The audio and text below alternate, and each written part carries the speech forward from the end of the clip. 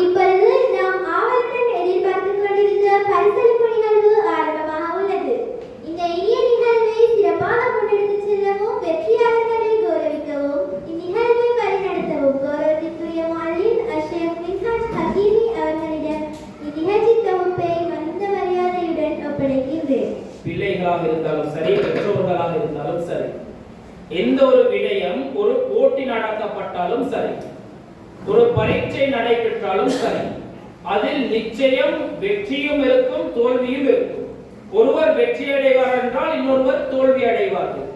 ஆனால் வெற்றி அடைந்தவர்களுக்கு வரக்கூடிய சந்தோஷம் ஒரு சந்தோஷம் இருக்கும். ஆனால் அதிலே குறைவானவர்கள் கவலை அடைவதல்ல. வெற்றி அடைந்தவன் முதல் படியை தொட்டு விட்டான். தோல்வியிலே இருக்கக்கூடியவனுக்கு 1000 படிகள் இருக்கிறது. 1000 படிகளுக்கு பின்னால் அவன் வெற்றியை காண்பான். அவனுடைய வெற்றி முதல் வெற்றியை கண்டவனை விட சிறந்த வெற்றியாக இருக்கும். இந்த எண்ணம் எப்ப உள்ளத்துல இருக்கணும். உண்மையில ஏண்ட கண்ணால எங்கட மதரசால கண்ட ஒரு அனுபவம் தான் இது. மாதிரி குரான் எக்ஸாம் எழுதினாங்க. எழுதின எக்ஸாம்ல ஒரு புள்ளையோட மார்க்ஸ் 57, 60 எடுத்தா தான் பாஸ். 57 மார்க்ஸ் வருது. அந்த புள்ளைகிட்ட நான் உண்மையும் கூப்பிட்டு மஷூரா பண்ணேன். என்ன செய்வோம், புள்ளைக்கு 3 மார்க்ஸ் குறையுது, என்ன செய்வோம்? அந்த பேரண்ட் சொன்னாங்க என்ன செய்யறது, அடுத்த கட்டம் என்ன? நான் சொன்னேன் இன்னும் ஒரு 3 மாத காலம் புள்ள படிச்சு பார்க்கட்டு, படிச்சு எக்ஸாமை ஃபேஸ் பண்ணட்டு, எக்ஸாம்ல பாஸ் ஆகினா பாஸ் ஆகும், அப்ப நல்லா இருக்கும். பேரண்ட் சொன்னாங்க சரியா சார், என்ன புள்ள படிக்கட்டு. அடுத்த 3 மாசம் மதரசாட திட்டம் என்ன, எப்படி சட்டம் உண்டா, அடுத்த 3 மாதம் இலவசமாக படிச்சு கொடுக்கப்படும். சரி, இப்ப கல்வி எக்ஸாம் நடக்குது. எக்ஸாம் 3 மாசத்துக்கு பின்னால புள்ள ஃபேஸ் பண்றா. அந்த எக்ஸாம்ல புள்ளையோட மார்க்ஸ் அத பேப்பரை இன்னும் கொஞ்சம் ஹார்ட் ஆக்கி பார்த்தேன். ஏண்டா அவ 3 மாசம் படிச்சு இன்னும் 3 மாசம் எக்ஸ்ட்ராவா படிச்சுக்கிறாவே, பேப்பர் கொடுத்ததை இன்னும் ஹார்ட் ஆக்கி பார்த்தேன். அந்த புள்ளையோட மார்க்ஸ் 86 மார்க்ஸ் அந்த புள்ள எடுத்துச்சு. அதுக்கு பின்னால் இருந்ததுதான் சிறப்பு. அந்த புள்ளைய ஃபுல் கிளாஸுக்கு பாஸ் ஆக்கினோம். ஃபர்ஸ்ட் டைம் எக்ஸாம் புள்ளைக்கு செய்ய கிடைச்சல, ஏண்டா புள்ள காய்தால் இருந்துச்சு. செகண்ட் டைம் எக்ஸாம் எழுதப்படுது. அந்த செகண்ட் டர்ம் எக்ஸாம்ல அந்த புள்ள கிளாஸ்ல 2வது. ஆனால் அந்த புள்ள முதல் பரீட்சையில தோல்வி அடைஞ்சி 2வது ஸ்பெஷல் எஜுகேஷன் எடுத்துக்கொண்டு திரும்ப காலடி வைக்குது. அந்த புள்ள எக்ஸாம்ல ரிசல்ட் எடுக்குது. அந்த புள்ளையோட ரிசல்ட் கிளாஸ்ல 2வது வந்துச்சு. உண்மையிலே எனக்கும் புதுனமாகவும் சந்தோஷமாகவும் இருந்துச்சு.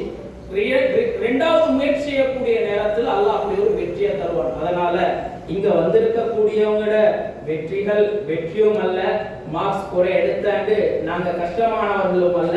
நீங்க எல்லாரும் சாதனை படைத்து இந்த இடத்துல இருக்கக்கூடியவர்கள், 60க்கு மேல மார்க்ஸ் எடுத்து இருக்கக்கூடியவர்கள். யாருக்கும் சொல்லி இருக்கல ரிப்போர்ட் ஷீட் தாராண்டு, ஆனா ஒரு நடைமுறைக்காக வேண்டி ரிப்போர்ட் ஷீட் தயாரிக்கப்பட்டிருக்குது. அதனால நான் 5வது வந்தேன், 6வது வந்தேன், 10வது வந்தேன், 12வது வந்தேன், என்ற இடம் இதுதானா, இல்ல இந்த இடம் அல்ல உங்களுக்கு, இப்படி அமர வைத்து இருக்கிறோம். இன்றைக்கு நாங்க உள்ளாலத்தால உட்கார வச்சுக்கிற கிரீடம் அணிவிச்சு, கிரீடம் அணிவித்து பிள்ளைகளை அணிவித்து உட்கார வைத்து இருக்கிறோம். என்னத்துக்கு கேட்டா முன்னால் இருக்கக்கூடியவர்களுக்கு ஞாபகப்படுத்துகிறது. ஒரு தினம் இருக்கிறது, கியாமத்துடைய நாள். அந்த கியாமத்துடைய நாளையிலே இதே போல நான் இந்த பிள்ளைகளுக்கு அடிக்கடி சொல்றது, குர்ஆனை பாடமாக்குங்கம்மா. உங்களோட உம்மாவையும் பாப்பாவையும் ஆதம் அலைஹிஸ்ஸலாத்துல இருந்து கடைசியான மனிதர் வரைக்கும் எல்லா மனிதர்களும் இருக்கக்கூடிய நேரத்துல அல்லாஹ் அழைப்பாளன் ஒன்றை வைத்து அழைப்பான். கண்ணியத்துக்குரிய தாயும் தந்தையும் முன்னால் வாருங்கள் என்பதாக. அந்த நேரத்திலே ஆதம் அலைஹிஸ்ஸலாத்துல இருந்து கடைசியான மனிதர் வரைக்கும் இருக்கக்கூடிய முழு மஜ்மாவும் பிளக்கும். பிளந்து நடுவால உம்மா பாப்பாவும் வருவாங்க. உம்மாக்கும் பாப்பாக்கும் தெரியாது நாங்க என்னத்துக்காக வாரோம் உண்டு. அப்படியே பிளந்து உம்மா பாப்பாவும் வருவாங்க. நடுவால வந்து அவர்களை ஒரு ஆசனத்திலே அல்லாஹ் அமர வைப்பான். அவர்கள் உட்கார்ந்து அங்கும் இங்கும் சுற்றி சுற்றி பார்ப்பார்கள். எதற்காக? எங்களுக்கு கண்ணியம் என்பதாக. அல்லாஹ் சொல்லுவான், மலக்குமார்களை நியமித்து அந்த தாயுடைய தந்தையுடைய தலையிலே இது மாதிரியான ஒரு கிரீடம் அணிவிக்கப்படும். அந்த கிரீடம் இது போல அல்ல. எங்கட சூரியன் பல ஆயிரக்கணக்கான வானத்துக்கு மேலால் இருக்கக்கூடிய சூரியன் எவ்வளவு பிரகாசமாயிருக்குது. இந்த சூரியன் எங்கட வீடுகளுக்குள்ளால் கொண்டு வந்து வைக்கப்பட்டால் எவ்வளவு பிரகாசமாக இருக்குமோ, இதை விட பிரகாசம் வந்த ஒளி வீசக்கூடிய கிரீடம் தாய்க்கும் தந்தைக்கும் போடப்படும். கேட்பாங்க பேரண்ட்ஸ், அந்த இடத்துல கேட்பாங்க, யா அல்லாஹ் எதற்காக வேண்டி எனக்கு இந்த கண்ணியத்தை தருகிறாய்? அந்த நேரத்திலே அல்லாஹ் கூறுவான், உலகத்திலே வாழக்கூடிய காலத்திலே உங்களுக்கு பொக்கிஷமாக, உங்களுக்கு பரிசாக வழங்கப்பட்ட உங்களுடைய பிள்ளைகளுடைய உள்ளத்திலே அல் குர்ஆனை கொடுத்தீர்கள்.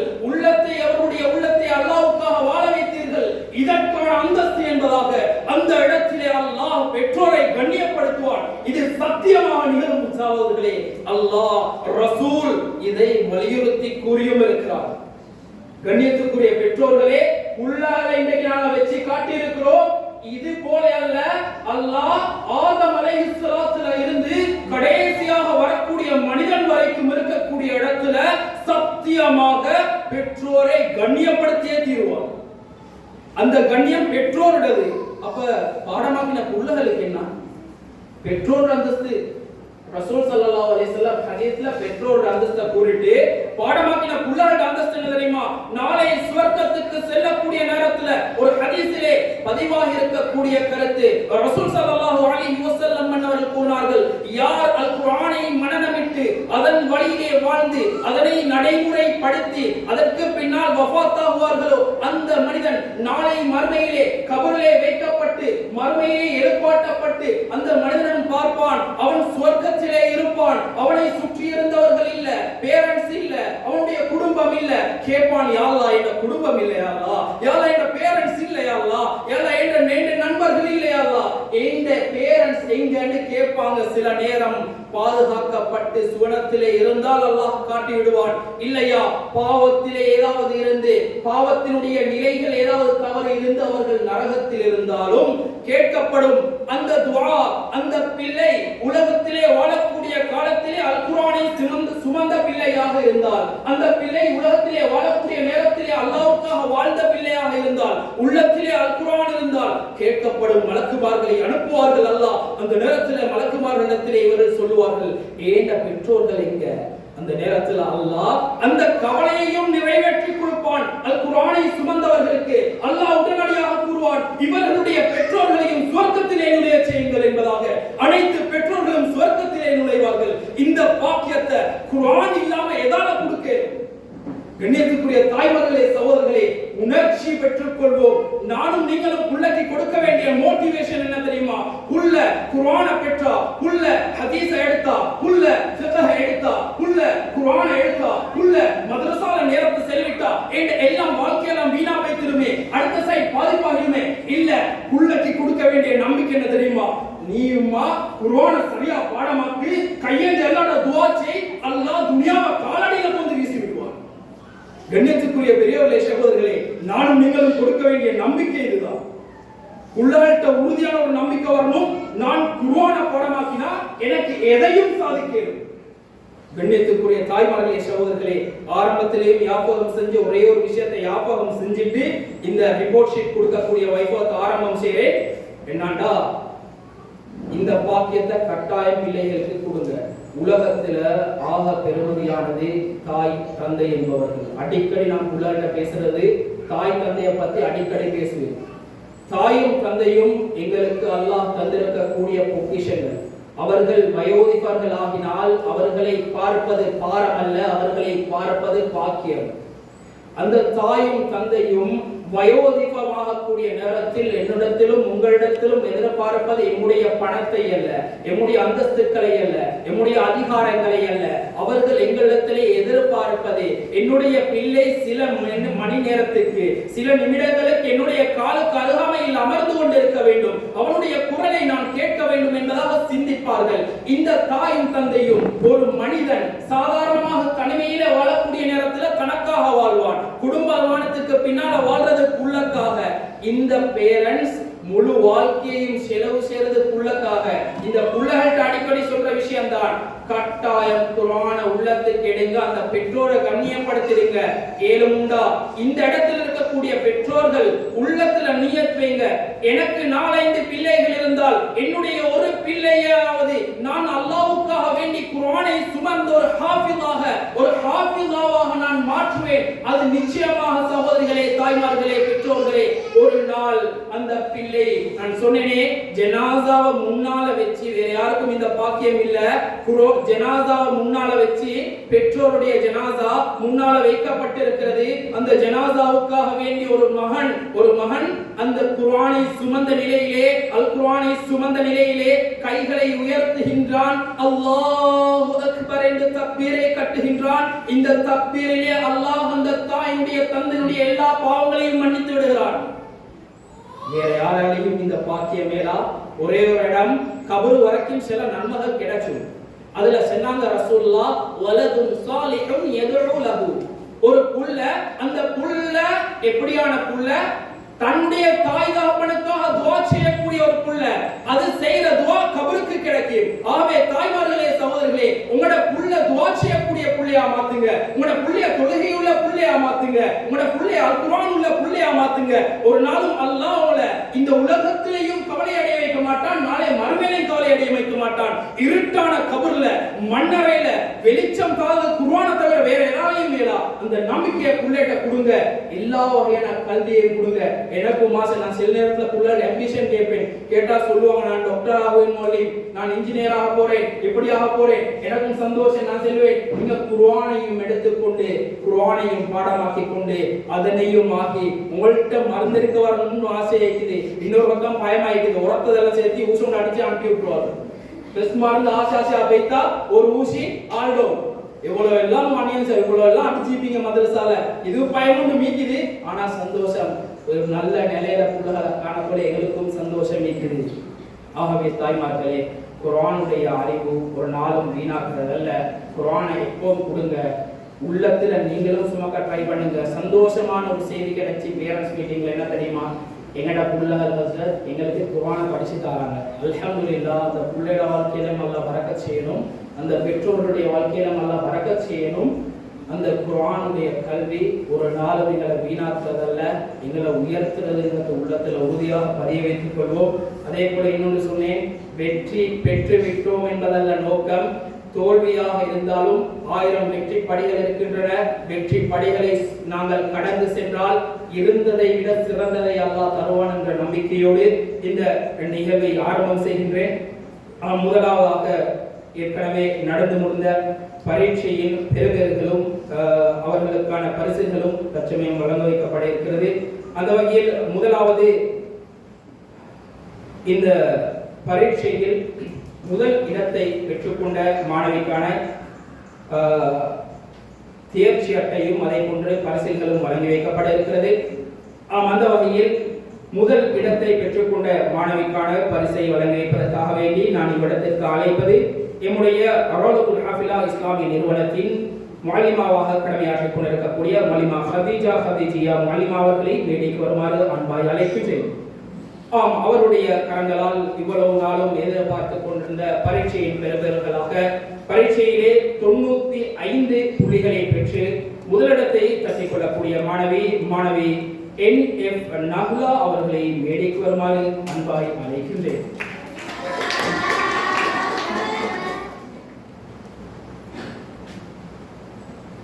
அந்த பரிசுகளை வழங்கி வைத்த மாலிமா அவர்களுக்கு மனமார்ந்த நன்றிகள். ஜஸாக்குமுல்லாஹ் கைரன் கைரல் ஜஸா.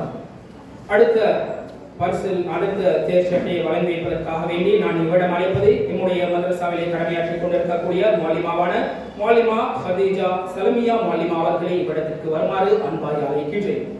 அவர்களின் கரங்களால் 2வது இடத்தை பெற்றுக்கொண்ட மாணவி அவருடைய கரங்களால் பரிசிலை பெற்றுக்கொள்வதற்காக வேண்டி மாணவி MAF ஹனா 93 புள்ளிகள்.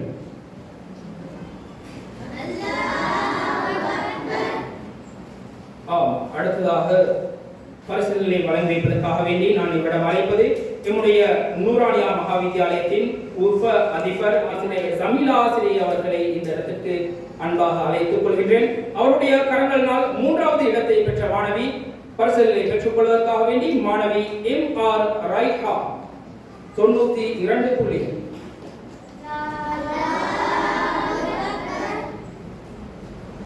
முறையே தொடராக பரிசுகள் வழங்கப்படும். அந்த பரிசுகளை வழங்கி வைத்த ஆசிரியர் அவர்களுக்கு மனமார்ந்த நன்றிகள். ஜஸாக்குமுல்லாஹ் கைரன் ஜஸா. அடுத்த பரிசுகளை வழங்கி வைப்பதற்காக வேண்டி நான் இவ்விடம் அழைப்பது என்னுடைய கண்ணியத்துக்குரிய தாய் ஹாஃபிலா ஆசிரி அவர்களை இவ்விடத்திற்கு வருமாறு அன்பாய் அழைக்கின்றேன்.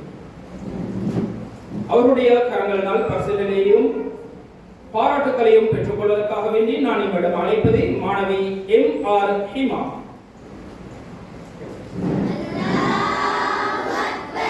அந்த பரிசுகளை வழங்கி வைத்த என்னுடைய கண்ணியத்துக்குரிய தாய் அவர்களுக்கு ஜஸாக்குமுல்லாஹ் கைரல் ஜஸா. அடுத்த பரிசுகளை வழங்கி வைப்பதற்காக வேண்டி நான் இவ்விடத்திற்கு அழைப்பது எமது மஸ்ஜிது நூர் பெரிய பள்ளிவாயை நிர்வகித்துக் கொண்டிருக்கக்கூடிய நிர்வாகத்தின் நிர்வாக சபை தலைவர் கண்ணியத்துக்குரிய நலகி அவர்களை இவ்விடத்திற்கு வருமாறு அன்பாய் அழைக்கின்றேன். அவருடைய அன்பு கரங்களினால் பரிசுகளை பெற்றுக் கொள்வதற்காக வேண்டி நான் இவரிடம் அழைப்பது மாணவி MF நூரா.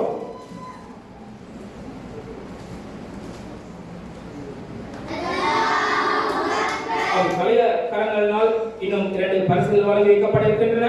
அடுத்த பரிசை பெற்றுக் கொள்வதற்காக வேண்டி நான் இவரிடம் அழைப்பது மாணவி MS ருஹ்மா.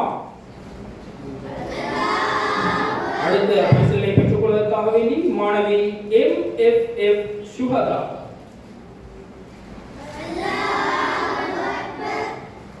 அதனை வழங்கி வைத்த தலைவர் அவர்களுக்கு ஜஸாக்குமுல்லாஹ் கைர்.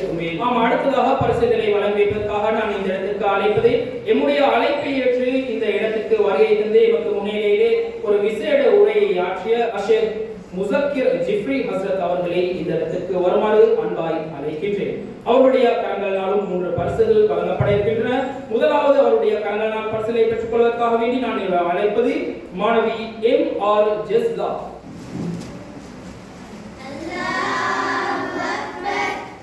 அவருடைய மாணவி MR ஐனா.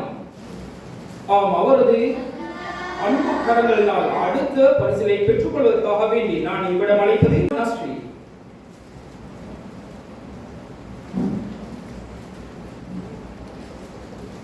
ஹஸ்ரத் அவர்களின் கரங்களால் அடுத்த பரிசினை பெற்றுக் கொள்வதற்காக வேண்டி நான் இவ்விடம் மரியம் பெற்றுக் கொள்வதற்காக வேண்டி மாணவி MM இஸ்மா.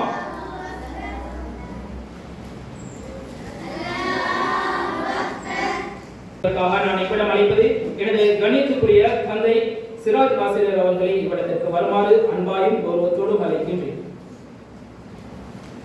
அவருடைய கரங்களினால் பரிசுகளை பெற்றுக் கொள்வதற்காக வேண்டி நான் இவ்விடத்திற்கு அழைப்பது மாணவி MF ஆஃபியா.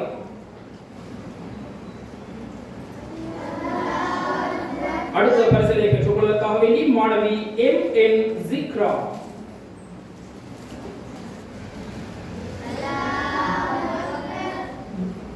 அடுத்த பரிசுகளை பெற்றுக் கொள்வதற்காக வேண்டி மாணவி நுஹான் அலி.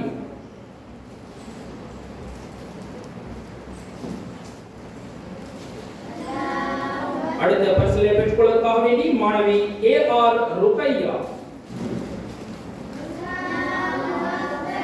அந்த பரிசுகளை வழங்க வைத்த தந்தை அவர்களுக்கு ஜஸாக்குமுல்லாஹ் கைரல் ஜஸா. இந்த இடத்துல ஆரம்பத்திலே ஞாபகம் செஞ்சேன், இன்னொருக்காவும் ஞாபகம் செய்றேன்.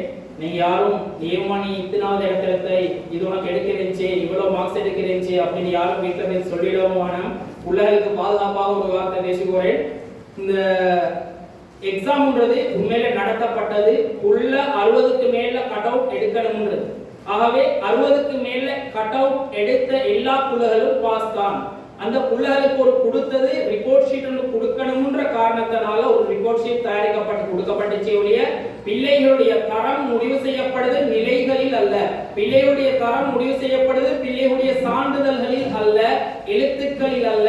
அவருடைய வாழ்க்கையில் எந்த அளவுக்கு தீனும் மார்க்கமும் இஸ்லாமும் கொடுக்கப்பட்டிருக்கிறதோ, அவர்கள் எந்த அளவுக்கு அதை நடைமுறைப்படுத்துகிறார்களோ அதில் தான் அவர்களுக்கான கண்ணியமும் சிறப்பும் தங்கியிருக்கிறது என்ற விடயத்தை ஞாபகம் செய்து கொள்கின்றேன். புள்ளால் உண்மையிலே 60க்கு மேல எடுத்திருக்கிறாங்க. இந்த புள்ள எல்லாருமே பாஸ் ஆகின புள்ள, இந்த புள்ள எல்லாருமே பாஸ் ஆகி சக்சஸ் ஆகின புள்ளகள் தான். அதனால யாருக்கும் தரங்கள் இல்ல, ஜஸ்ட் ஒரு முறக்காக மாத்திரம் தான் கொடுத்தனே ஒழிய தரங்கள் தீர்மானிக்கப்பட்ட ஒரு விஷயம் அல்ல. 60க்கு மேல எடுத்து எல்லா பிள்ளைகளும் பாஸ் ஆகின பிள்ளைகள் தான் என்ற விடயத்தை இந்த இடத்திலே நான் ஞாபகம் செய்து கொள்கின்றேன். தொடர்ச்சியாக இந்த நிகழ்ச்சியிலே இன்னும் ஓரிரு நிகழ்வுகள் நன்றியோடு சேர்ந்து நிகழ இருக்கிறது.